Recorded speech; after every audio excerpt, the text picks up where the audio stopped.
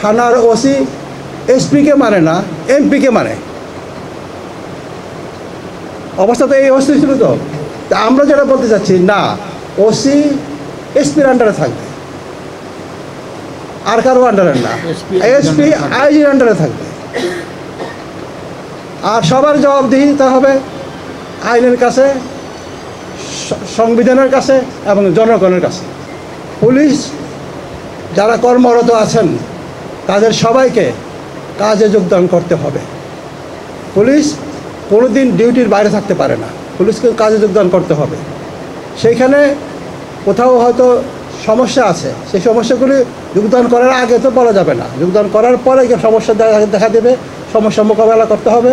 সরকারও আগায় আসবে, সেনাবাহিনীও চেষ্টা করবে, আর আমাদের পক্ষ থেকে আমরা খেয়াল রাখছি কীভাবে তারা কাজ করে।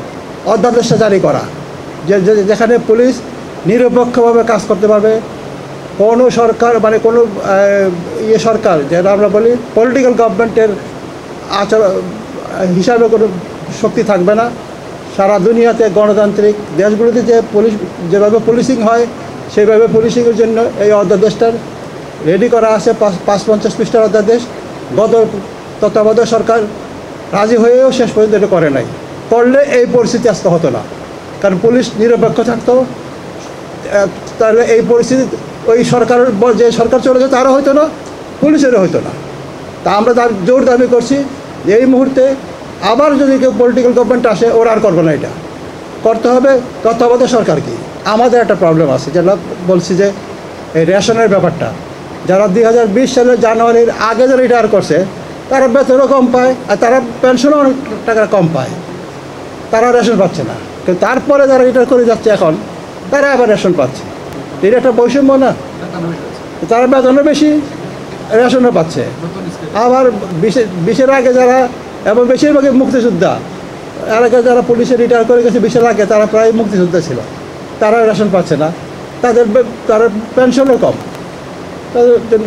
এই তিনটা জিনিস নিয়ে আমাদের আজকের বিষয় বলতে পারি। বাংলাদেশ অবসরপ্রাপ্ত পুলিশ অফিসার্স কল্যাণ সমিতি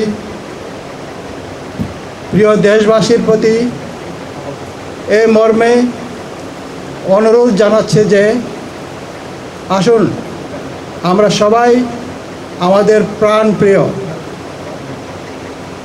শিক্ষার্থীদের বৈষম্য বিরোধী সমাজ ও দেশ গঠনের আন্দোলনের শুরু থেকে এই যাবৎ ছাত্র জনতা, পুলিশ, আনসার, সাংবাদিক যারা দুর্ভাগ্যজনকভাবে মৃত্যুবরণ করেছেন, তাদের আত্মার শান্তি, এবং যারা গুরুতরভাবে আহত হয়েছেন, তাদের আহত হয়ে চিকিৎসাধীন আছেন, তাদের দ্রুত সুস্থতা কামনা করছি।